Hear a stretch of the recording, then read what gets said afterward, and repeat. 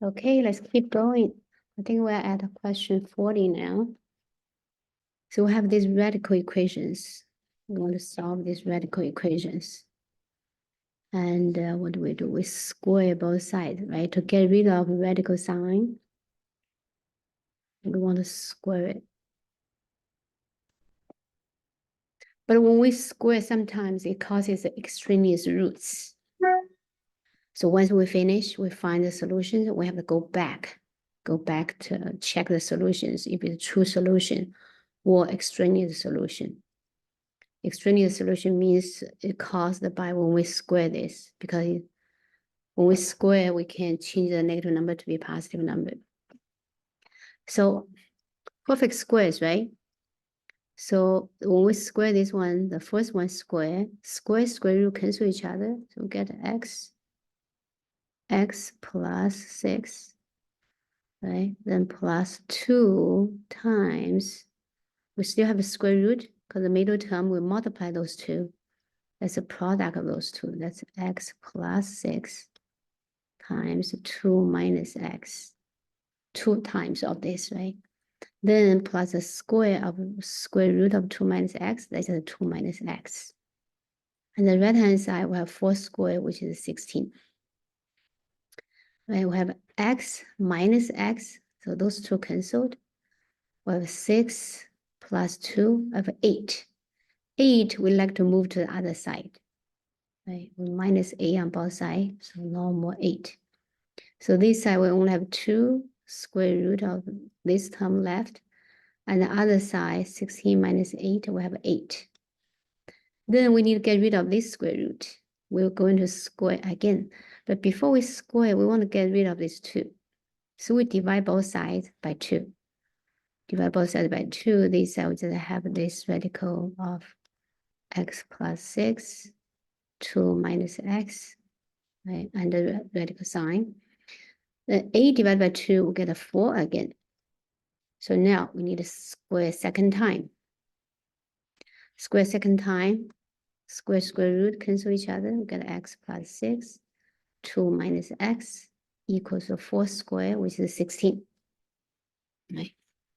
Now expand this. So FOIL, we have x times 2, we get 2x. X times x, we get x, negative x squared. 2 times 6, we get 12. 6 times negative x, we get negative 6x equals to 16. 2x minus 6x, that's minus 4x. Then plus 12. Now we move 16 to this side because we have a quadratic equation now. We want to solve this quadratic equation. We want to keep the right-hand side to be 0 now. Let's see. So we have simplified. I need to wear these gloves for my tablet. Come on. Oh, here. So 12 minus 16, that's negative 4. Now I have 3 terms, and negative x squared, negative 4x, negative 4. I'm going to multiply by negative 1 with every term. Change it to be positive because it's an equation. I can always do that. Equation, I can multiply a number on both sides. 0 times negative 1 is still 0. So I have positive x squared plus positive 4x plus 4 equals to 0. What is this? Do you see this is a perfect square? That's x plus 2 squared equals to 0. That means x plus 2 equals to 0. That means x equals to negative 2. All right, let's go back to check to see if negative 2 is indeed a solution. So if we plug negative 2 here, negative 2 plus 6 will get 4. Well, square root 4 is 2. Then plus negative 2 here, 2 minus negative 2 indeed is 2 plus 2. Again, it's square root 4 is 2. 2 plus 2 is 4. Yes, so this is a solution. The solution is x equals to negative 2. Okay, now I need to erase this. Erase this so I can get space for next question. Next question is about the complex numbers.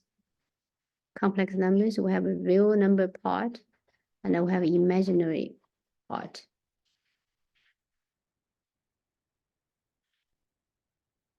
So we have this as a complex number, 4 plus I square root 2. Sometimes we write it as 4 plus square root 2i. So the I can be in front of the number or can be after the number. So then we have another complex number. We want to multiply those two numbers. We can think of this as two binomials multiply each other. So we FOIL it. We do 4 times negative 3. We do I square root 2 times negative I square root 3. Then we multiply those two, I square root 2 with negative 3. We will multiply 4 with negative I radical 3. So if we do that, 4 times negative 3 give us negative 12. I square root 2 times negative I square root 3 give us negative I square root 2 times square root of 3. Then the bottom I have I square root 2 times negative 3. So that's a negative 3 radical 2i. Or you can write I up front. Then 4 times negative I radical 3, I get negative 4 radical 3i. Now let's simplify this. Negative 12, just negative 12. Well, here I have I squared. Let me change my color. So here I have I squared is negative 1. Right? I have negative and negative 1 become positive. So next time is a plus. Square root 2 times square root 3, that's a square root of 6.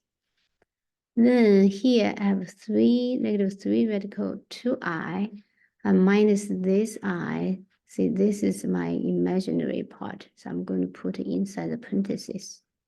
So I have 3 radical 2 plus 4 radical 3i. All right, so now you see my number is in complex form. So the real part is negative 12 plus radical 6, right? It's an irrational number. And the imaginary part is the one with the I. It's a negative 3 radical 2 plus 4 radical 3. So that's how we multiply. That's how we multiply. Then the next one is a divide. We can divide two complex numbers too. We can add, we can subtract complex numbers. How do we add and subtract? Remember that we add the real part with the real part. We add the imaginary part with the imaginary part. So for this one, we're going to use the sum of two squares, right? So I'm going to multiply by its conjugate, 5 plus 4i. And I have to do the same for the numerator. So basically I'm multiplying by 1, but this one is 5 plus 4i divides itself. Then the denominator, if we remember the formula, we can do right away. That's the first one square plus the second one square. No more I, because I square is negative 1. And negative 1 become positive. That's why I have sum of two squares in complex realm. And the numerator will have those two multiply each other. So 3 times 5, 15. And 2i times 4i, that's ai squared. I squared is negative 1, so we got 15 minus 8. That's our real part. Then plus 2i times 5, that's 10i. Then 3 times 4i, 12i, so I got 22i. I simplify, 15 minus 8, we got 7. 7 plus 22i divided by 5 squared 25, 4 squared 16. Add those two together, we have got 41. So the real part is 7 over 41. The imaginary part is 22 divided by 41i. Right. So this is the answer for B. Let's see 42. We want to solve this quadratic equation using square root property. You see, the left-hand side is a perfect square. So we want to square root, because square root cancels a square. But when we square root, the right-hand side, we give two values, one positive, one negative. Square cancels the square root, so we have x minus 4 equals to plus minus square root of 7. We move negative 4 to the other side, or we add 4 on both sides. So x equals to, one is 4 plus radical 7, another one is 4 minus radical 7. 43. We want to complete in the square. So first thing we do is we're gonna divide by 2, because we want the leading coefficient of x squared to be 1. All right, so in this case, we got x squared minus 3 over 2x plus 2, plus 2 over 2, which is 1, equals to 0. So we just rewrite the equation, right? We divide by 2. Now, I'm just taking the number in front of x divided by 2. What's 3 half divided by 2? 3 half divided by 2 is the same as multiply by half. So that's a 3/4. So I'm going to add 3/4 square and subtract 3/4 square. Basically, I add a 0. I add a 0. So I add 3 divided by 4 square. I subtract 3 divided by 4 square. Then I can make a perfect square now. So with this 3 term, with x squared minus 3 over 2x plus 3 over 4 squared, this 3 term, I had to make a perfect square. The perfect square is x minus 3 over 2 parentheses square, then plus 1 minus 3 over 4 squared is 9 over 16. 3 squared is 9 equals to 0. Equals to 0. So then what happens here? We have 1 minus 9 over 16. So 1 we can think as 16 over 16. 16 over 16 minus 9 over 16. 16 minus 9 is 7, right? So we have x minus 3 over 2 square plus 7 over 16 equals to 0. Now we want to move 7 over 16 to the other side. It becomes negative. So this side no more. We move to the right-hand side, it becomes negative. Square root of 7, square root of 7, square root of 16. So I'm going to keep writing here. I square root, right? I have 7, actually I have 7, I have negative 7 over 16. Then I square root. I square root both sides. I get a plus minus 2 values. So I get x minus 3, 3 over 2 equals to plus minus square root of negative 7 over 16. Right? Square root negative, we know that's I. That's complex number. So we get x equals to 3 over 2. Move negative 3 over 2 to the right-hand side, becomes positive. So I get I square root of 7 over 4. Because the square root of 1 over 16 is square root of quarter. And that's it. Those are the two answers for 43. So we have complex roots. Okay, complex roots. But the method we're using is completing the square. Completing the square, we want the leading coefficient. We want the number before x squared to be 1. So whatever the number is before x squared, we want to divide it by. In this case, it's 2. So we divide everybody by 2. Right? Then we take the number in front of x, we divide by 2. We add the number square, we subtract the number square. That's the step of completing squares. Okay, now let's see 44. 44 is using quadratic formula to solve this. Okay, so that means we want to move everybody to be on the same side. So we have 3x minus 1, then they said no more, they said 0. So we identify A, B, C. A equals to 3, B equals to -1, C equals to -1. So solution is negative b, which is negative 1, become plus 1, plus minus square root of b squared, negative 1 squared is 1, minus 4 times a, which is 3, times c, which is negative 1. Then divided by 2a, a is 3. Okay. Then we simplify this. We see negative 1 plus minus square root of negative 4 times negative 1, that's positive 4. So 4 times 3, that's 12. Plus 1, we get square root of 13. Then over the denominator 2 times 3 with over 6. So that's our two solutions. That's it. Nothing can be simplified anymore. So we'll have two solutions, two irrational solutions. Negative 1 plus radical 13 divided by 6, and negative 1 minus square root of 13 divided by 6. Let's see 45. So we want to graphing a quadratic function and identifying the vertex, the axis of symmetry, x-intercepts, and y-intercepts. So the function is given as this. We see the number before x squared is negative. So we know we get a downward parabola, right? Because the number before x squared tells us is upward or downward. If it's positive, it's upward. If it's negative, downward parabola. And then y-intercept you can tell right away because we're given standard form 0, 5 is our y-intercept, right? Then x-intercept needs some effort. X-intercept, we need to set this one to be 0, set the function value to be 0. 5 equals 0. Because x-intercept, the y value is 0, right? So we set the y value, the function value to be 0. Then we multiply negative 1 with everyone. Multiply negative 1, multiply negative 1, or 0 times anything will be 0. So get a 0, still get a 0 on the right-hand side. But now negative x squared become positive, negative 4x become positive, but the positive 5 now becomes negative. So these can be factored. These can be factored as x plus 5, x minus 1.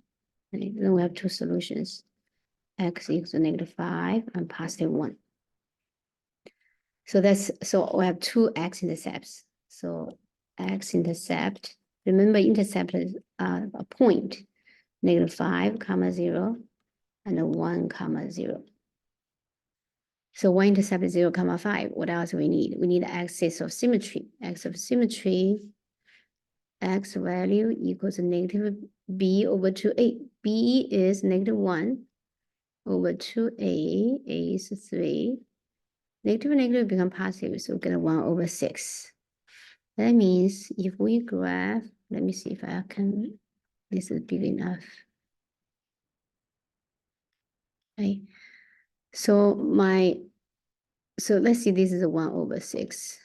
So that's my line of symmetry, x equals to 1 over 6. Well, I need to find my vertex. I only have x value to be 1 over 6. I need to evaluate my function value at 1 over 6. I just plug into my function. I have x squared, which is 1 over 6 squared, that's 1 over 36. Then minus 4 times 1 over 6 plus 5. I simplify this, I see I have a 4 over 6, right? I have negative. I need a common denominator of 36. The first one gives me negative 1. Let's put a negative 1. Then the second one, negative 4. Then 5 I can write it as 5 times 36 divided by 36.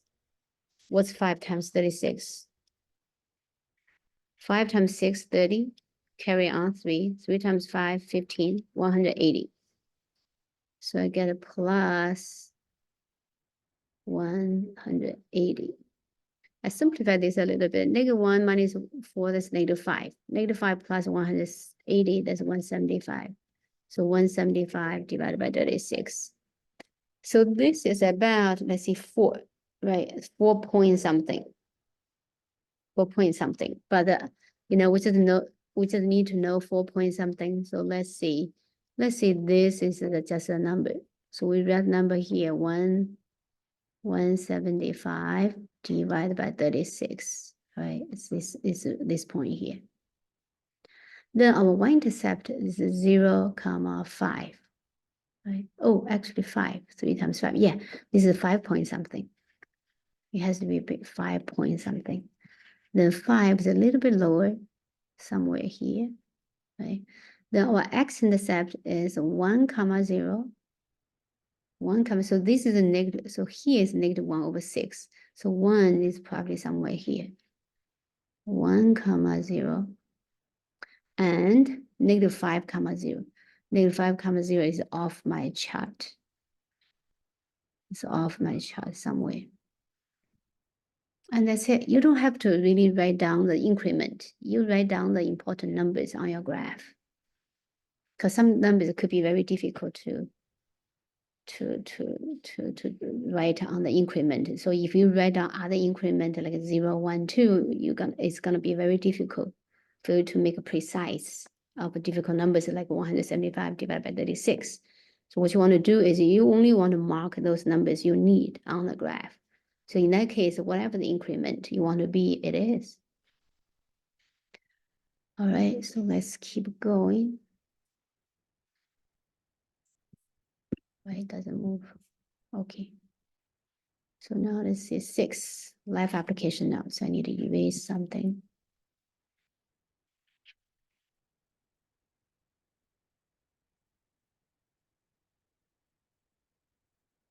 For pure mathematics, we don't care about if the number makes sense.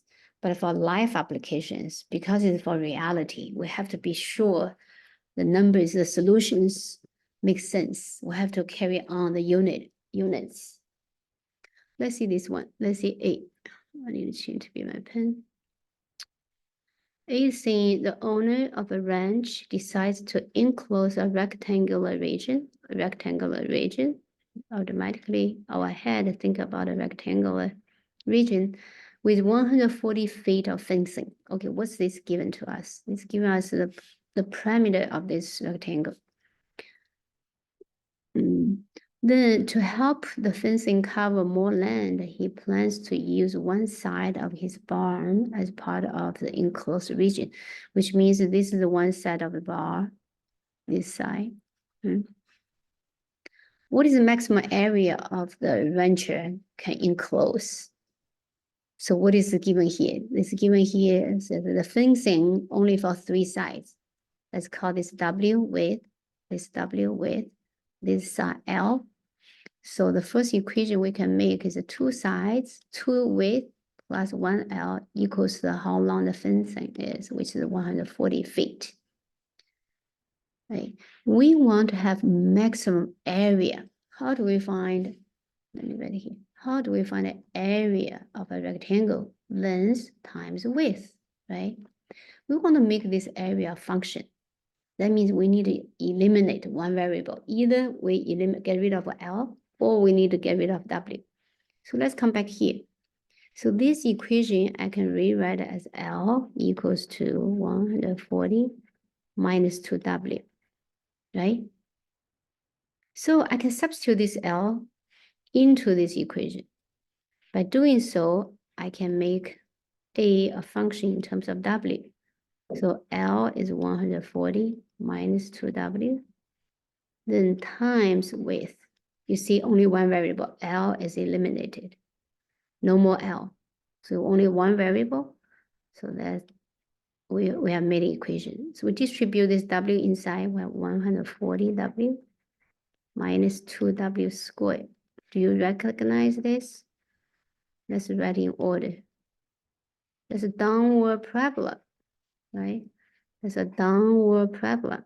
In the downward parabola, we have this vertex as a maximum point. So the area is just, we need to find the width. Right? What is this point? How do we find the vertex? X equals negative b over 2a. Right? A is the number before the W square. B is the number before W. So see W equals to negative b over 2a, 140 divided by 2, 8. A is negative 2. So we get 2 simplified to be 70. This 2 simplified 70 to be 35. But negative become positive. So W equals to 35. Then L equals to 140 minus 2 times W, which is 35, which is 70. So the width is 35, the length is 70. All right, and what about the area? What's the maximum area? The area is 70 times 35, which is 5 times 7, 35, 3 times 7, 21, 20, 350, right? So that's for 8. What have we done? So we use the information, the data given to form the equation. We have formed 2W plus L equals 140. Then we're looking for maximum areas. We're hoping to make a function. And indeed, we have made a function. And the function is a quadratic function. The graph is a downward parabola. So the vertex is the maximum. So we use the formula for vertex x equals to negative b over 2a. Right, then we found w equals 35. Then we substitute w into the area function or into the relationship between L and the width. Find the length of L is 70. Then multiply those two, we get a maximum area of 2,350. All right, my neighbors start banging again, so I'm going to take a break.